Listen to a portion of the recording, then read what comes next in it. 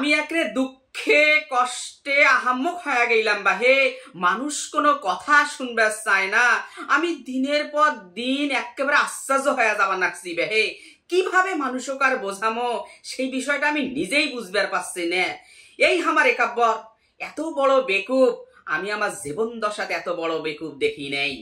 কামলা ধরি এই মহিষে মুড়ি পাতারত গেইছে ভুট্টা তুলিবার, আর ইতিমধ্যে আসমান একেবারে কালবৈশাখী ঝড়ের জন্তে দেওয়া কালা কুটকুটে হয়ে আলছে। কাকিনে পোনা বাজারত একাব্বরের সাথে আমার দেখা।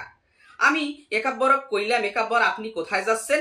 একাব্বর তখন আমাকে কইল, ভাইজান আমি ভুইবাড়ি যাওছি, আমার ভুট্টা পাখি ওখানে লেগ হয়ে গেছে, আমার ভুট্টা তুলিবেন লাগবে। আমি তখন একাব্বরক কইলাম, একাব্বর আপনি ভুল করতেছেন। আপনি এই যে কালবৈশাখী ঝড়ের সময় কোনোভাবেই কিন্তু বাইরে যাইতে পারেন না। যে কোনো সময় একটা বড় ধরনের অঘটন ঘটিতে পারে। কায় শোনে কার কথা, যখনই আসমান উঠিছে ফুটি, একাব্বর একেবারে কামলা নিয়ে সেই দৌড়, কোটে ভুট্টার বস্তা, কোটে কায়, কোটে লুঙ্গি, কারো পাকে দেখার সময় নাই। একাব্বর একেবারে সেই দৌড়।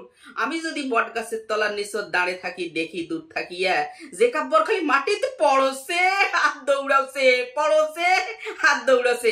আমি তখন বট গাছের তলায়, আমি তখন সেকেন্ডের মধ্যে চিন্তা করলাম যে আমি তো উঁচা বট গাছের নিচে দাঁড়িয়ে আছি, আমি তো একটা বড় বিপদের মধ্যে আছি। সটাম আমি জায়গা পরিবর্তন করি একাব্বরক নিয়ে একেবারে ঘরের ভেতর ঢুকলাম। যদি দেখি একাব্বর খালি ভয় পাইছে, আর ভয়ে খালি কওছে, ভাইজান আমি আর কোনোদিন ভুট্টা বাড়ি যাওয়া নাই, আমি আর কোনোদিন এই জমি ভুই বাড়ি কোটেও যাওয়া নাই। এই যদি আকাশ ফুটাফুটি করে তাহলে আমি কিভাবে বাঁচবো ভাইজান? আমার শৈলপৈল আছে, আমি তো পারবো না ভাই, আমি আর যাব না। তখন একাব্বর একেবারে অবস্থা খারাপ। আমি তখন একাব্বরকে বুঝি বসে ঠান্ডা করি কইলাম, একাব্বর শুধু তুমি নে, আরো যারা শুনতেছে আমি সবার উদ্দেশ্যেই বলিতে চাই, আতঙ্কিত কেউ হবেন না, না হয়ে স্বাভাবিক থাকার চেষ্টা করবেন। এই সময়টাতে খোলা জায়গা যদি থাকেন দ্রুত কাছাকাছি বাড়ির ভেতরে বা বাড়ির ঘরের আশপাশে আপনারা ঢুকে যাইবেন।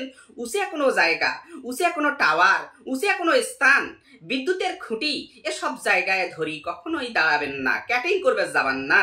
আর এখনকার শৈলপৈলেরা আছে ঘরের জানালা খুলি বৃষ্টি দেখে আর গান শোনে। তাই যদি বৃষ্টি আর গান এই সময় শোনেন তাহলে তোমার কপালত কিন্তু খুব খারাপই আছে, যে কোনো সময় বজ্রপাত ঘটিতে পারে। তাই জানালা খুলি রাখা যাবে না এবং জানালা ধরি বা জানালার গ্রিল ধরি দাঁড়িয়ে থাকা যাবে না। আর অনেকেই আছেন, অনেকে আমাদের শৈলপৈলেরা মোবাইল ফোন, ট্যাব, ল্যাপটপ এবং মাটির নিচ দিয়ে যাওয়া যে তারের মোবাইল আছে, এগুলো ব্যবহার সেই সময় করা থাকি বিরত থাকতে লাগবে। তাই আসুন সবাই মিলে বলি, না হয়ে অচেতন, আসুন বজ্রপাত হতে হই সচেতন।